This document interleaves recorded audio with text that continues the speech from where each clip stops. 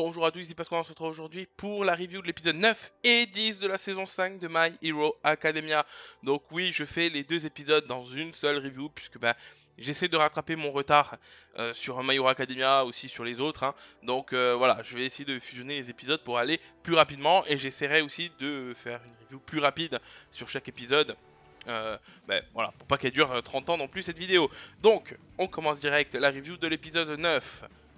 Alors l'épisode 9, c'est où le quatrième combat commence, le quatrième combat entre la classe A et la classe B, la classe de seconde A et la classe de seconde B plus précisément, avec l'équipe de Katsuki Bakugo, bien entendu, où on voit un Bakugo vraiment concentré, vraiment déterminé à exterminer l'équipe adverse.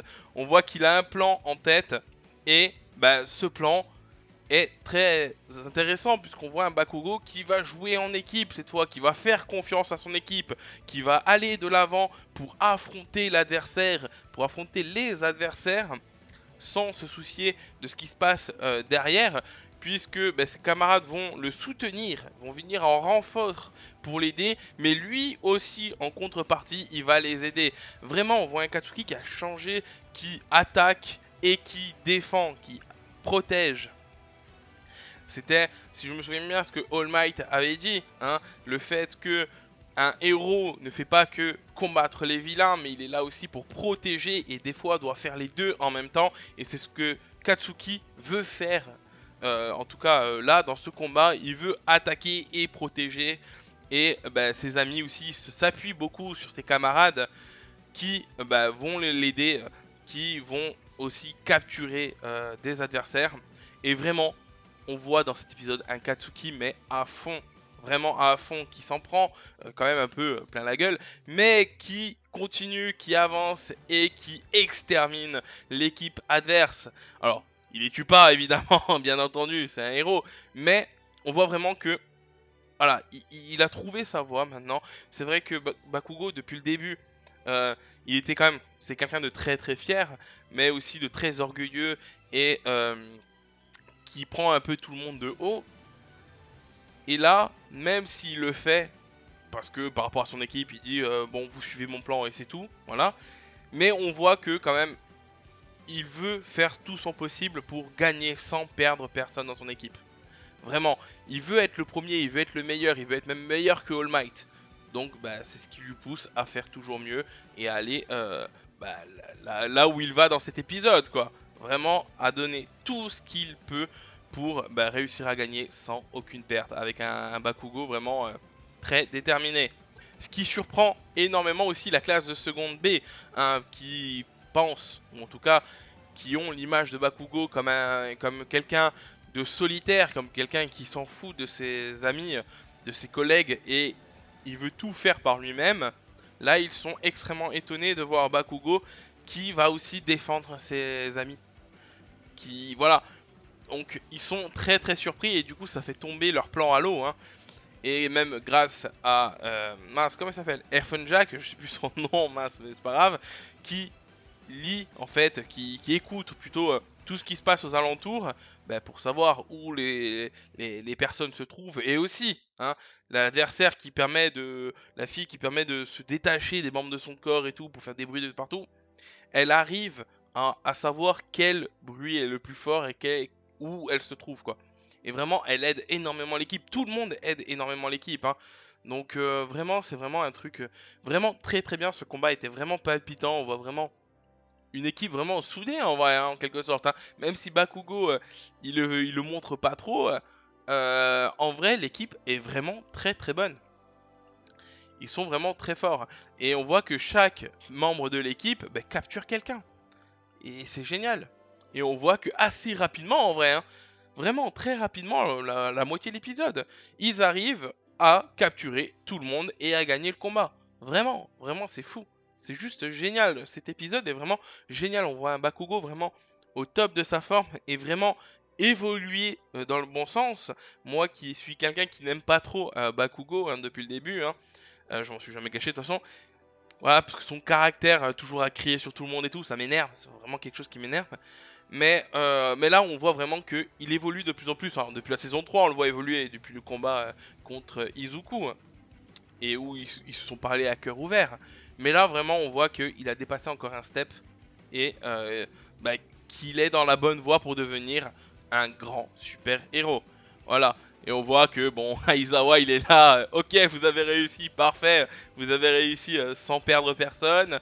L'équipe de la seconde B est un peu dégoûtée, hein, d'avoir perdu et de ne même pas avoir pu capturer une seule personne. Surtout qu'ils comptaient sur la fille qui détache des membres, voilà, pour l'effet surprise, hein.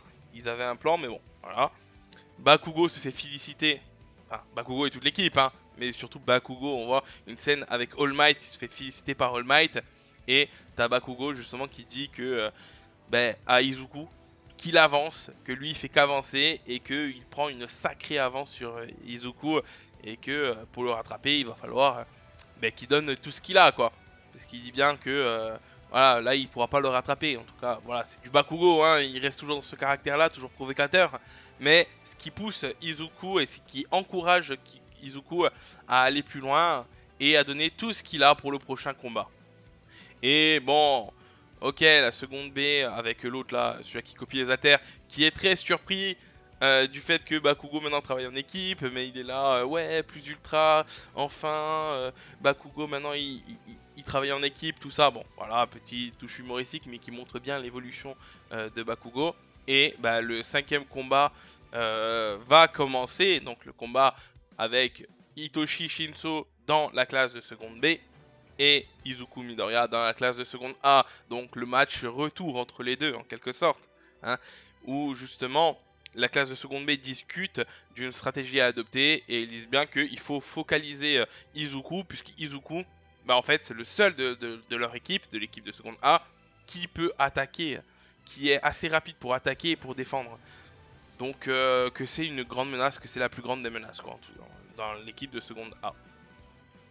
Donc ben voilà, tout simplement, le combat va commencer alors que les élèves se mettent en place et là on voit que Ochako Uraraka, mince, Mineta Minoru et comment elle s'appelle Pinky, je sais plus comment elle s'appelle la fille rose qui tire de l'acide, sont un peu dégoûtés parce qu'ils se disent ouais mais nos alters ne servent à rien, là en l'occurrence ils peuvent ni attaquer ni défendre.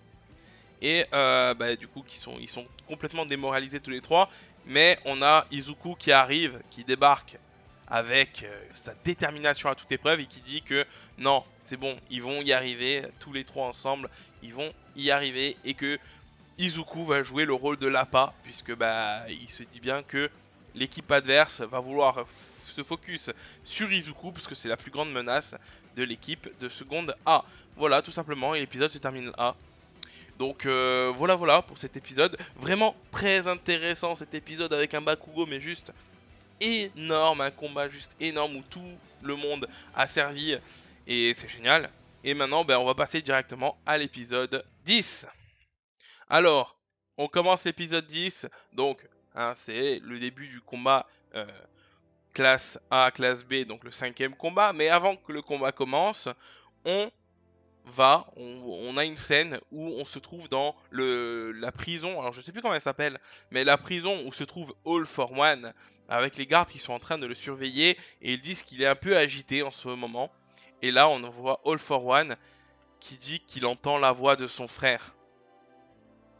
Et là, je me demande, vu que apparemment il est agité depuis hier soir, All for One, donc depuis que Izuku a eu son écho avec son frère, est-ce que All for One n'a pas lui aussi n'est pas rentré en résonance avec le One for All, donc le One for All et le All for One ne sont pas rentrés en résonance, et que All for One n'a pas aussi vu un écho de son frère, et que en fait c'est pour ça que tout ce qui s'est passé avec Izuku, machin, tous les deux sont liés. On le sait déjà que le All for One et le One for All sont liés, mais là on a l'impression que ils sont bien plus liés que ce qu'on pourrait le penser. Même à distance, All for One ressent son frère, ressent les voix de son frère, entend les voix de son frère.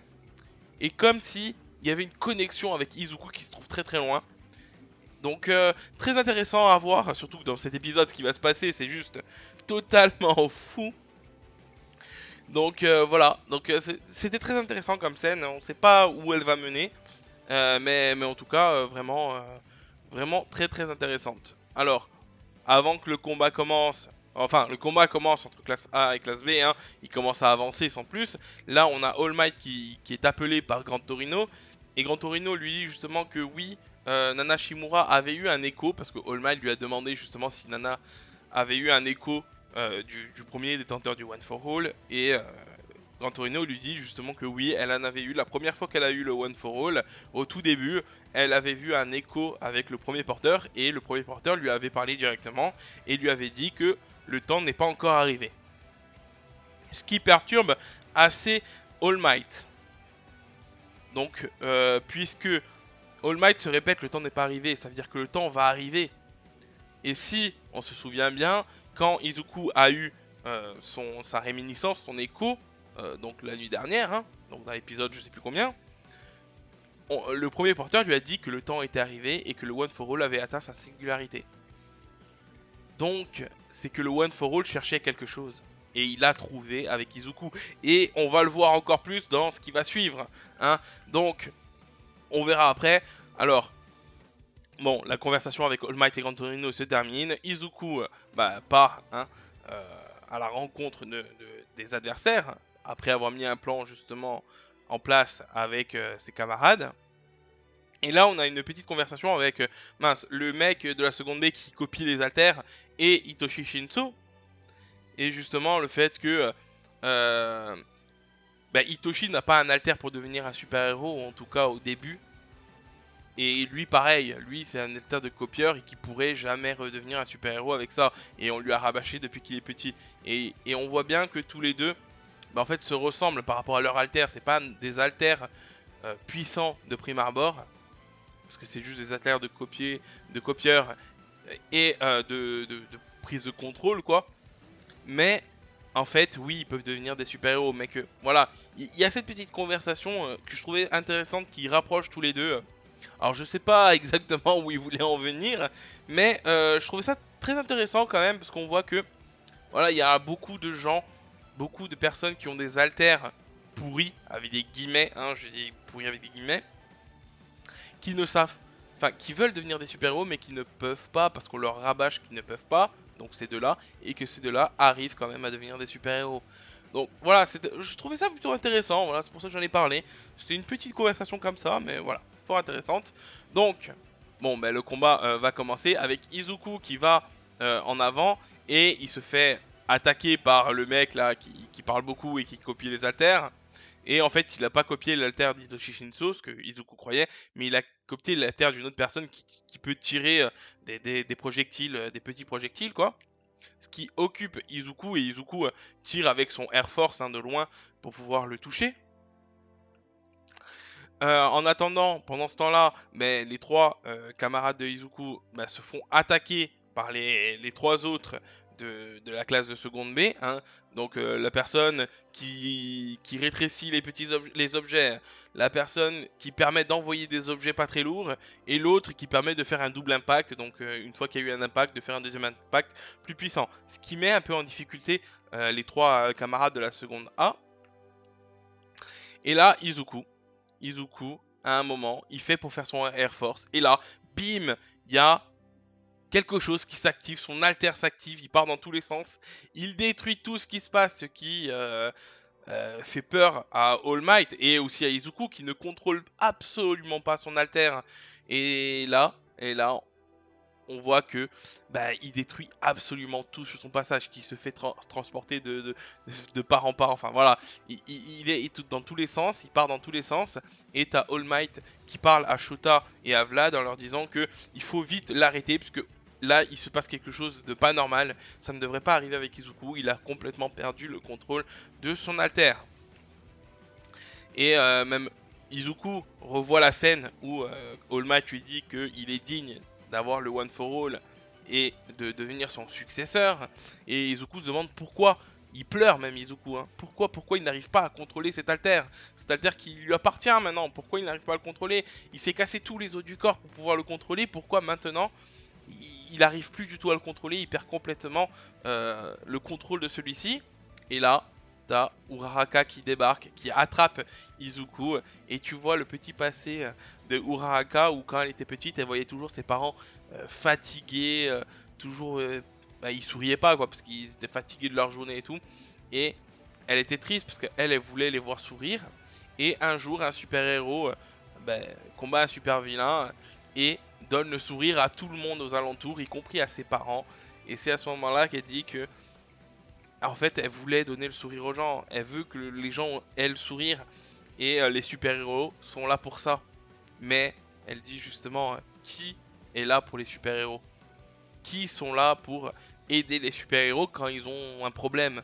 Puisque Izuku a toujours été là pour elle, que ce soit au tout début, hein, quand il a tout donné, même s'est cassé le bras et les deux jambes pour la sauver. Enfin, il s'est toujours donné à fond, Izuku, pour protéger les gens. Mais qui le protégera lui quand il aura des problèmes? Et c'est là où Uraraka dit que bah, c'est à elle de protéger Izuku, en tout cas de l'aider ici. Et j'ai trouvé ça très très intéressant, franchement. Bon, voilà, j'en dirai pas plus, mais voilà, c'était très intéressant. Et t'as Hitoshi Shinzo qui a complètement perdu l'esprit. Enfin, il est très étonné de ce qui se passe, il ne comprend pas ce qui se passe, il est resté figé comme un piquet. Et il sait pas quoi faire, quoi. Il sait absolument pas quoi faire. Et il dit que bah, il était ravi de ce combat, puisque lui, il voulait affronter, avoir un match retour avec Izuku. Et bah, malheureusement, il l'a pas. Et là, t'as Uraraka qui demande à Hitoshi Shinzo bah, de prendre le contrôle de Izuku pour le calmer. Donc lui laver le cerveau, quoi. Et Hitoshi Shinzo enlève son masque et lui dit je voudrais avoir un match retour avec toi, ou un truc comme ça. Et Izuku dit ok. Et là, bon, bah, voilà, lavage de cerveau. Izuku, bah, du coup, lâche hein, son alter se résorbe. Et bah, il a un écho, un nouvel écho, Izuku. Et c'est là où ça devient très intéressant, puisque Izuku voit un porteur du One for All. Alors, je sais plus si c'est le quatrième, le cinquième, je sais plus. Bon, c'est pas grave, mais en tout cas, il lui dit que Izuku en fait a perdu le contrôle de son alter, mais en fait c'est parce qu'il a activé un nouvel alter, le fouet noir, et que en fait cet alter là lui appartenait avant, et qu'en fait le One for All, quand il rentre en position, enfin quand quelqu'un qui a un alter rentre en position du One for All, cet alter fusionne dans le noyau du One for All, ce qui fait que cet alter fait partie du One for All, et que Izuku est l'élu en quelque sorte, est la personne qui va pouvoir débloquer tous les alters en suspens dans le One for All. Et il lui dit bah bien qu'il reste encore 6 alters. Donc Izuku, hormis la force, donc la super puissance du One for All, il aura encore 6 alters de plus avec le fouet noir hein, à débloquer. Et ça c'est vachement intéressant, ça veut dire qu'Izuku va avoir beaucoup d'alters. Il va être un peu comme All for One, quoi, qui a beaucoup d'alters, mais Izuku pareil, sauf que Izuku ça va être avec des alters, avec des anciens possesseurs du One for All, et il dit bien que les anciens possesseurs du One for All font entièrement partie du One for All.